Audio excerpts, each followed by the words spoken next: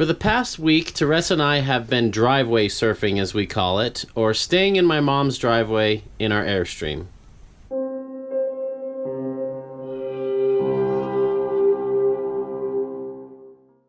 When we driveway surf, we try to use as little propane as possible and as much of this electricity instead.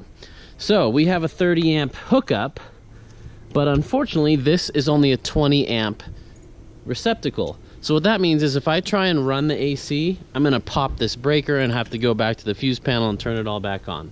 So let me show you how we control that. Our inverter's amazing, as you know it. And check this out. We're on here, so we're charging our batteries while we're plugged in. If I hold down shore, right here I can set the max amount of power that can handle. So when I set this to 20 amps, that means never let the power draw more than 20 amps from the pedestal, so I'm never gonna pop a breaker. Since this is a hybrid inverter, if I'm drawing a load more than 20 amps, it's gonna pull the rest from my battery. Super cool technology. So I can run the AC or the microwave or whatever. It'll take 20 of those amps from the pedestal, and whatever's left over, it's gonna take from the battery. That is a huge reason we went with the hybrid inverter. So we could driveway surf like this and still be able to draw more power than 15 or 20 amps like it is at the pedestal. As you know, we love our Magnum 3000 watt hybrid pure sine wave inverter charger. We love it, and it allows us to do things we couldn't do without it, like run all of our plugs, run toasters, run the blender, run our waffle maker, run our AC, run all of these things when the pedestal alone couldn't handle it. So huge shout out to Magnum. We're really happy for that, and we strongly recommend you get a hybrid inverter if you're interested in this type of camping. Another thing we do is we set our fridge to AC so that it's running off power instead of off propane. And another thing we do is we run our heater off our heat pump. Now, when we bought our Airstream, our dealer told us heat pumps are kind of a joke because they pump out hot air where it's high and hot air rises, so it's kind of a waste to pump hot air up high. Well, we've actually found that the heat pump is invaluable when we're driveway surfing.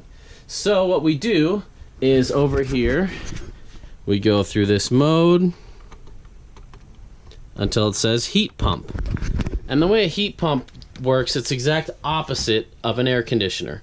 So in your house air conditioner, when it's on, if you go outside by the box, there's a whole bunch of heat around it. Well, when you run your heat pump, it does the opposite. It still runs the compressor, but it blows the hot air in and blows the cold air out. Now, there is a limitation of a heat pump. A heat pump can only handle, I don't know the true limits, it's probably 20 or 30 degrees warmer than the outside temperature.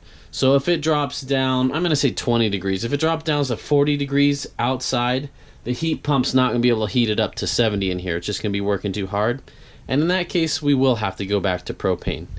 But by being able to run our heater purely on electric, that saves us a whole bunch of gas. One other benefit about driveway surfing is you can usually fill up your tanks a lot easier, and you can even run city water right in. Our hoses aren't long enough for where we are right now, but that's an option for a lot of places.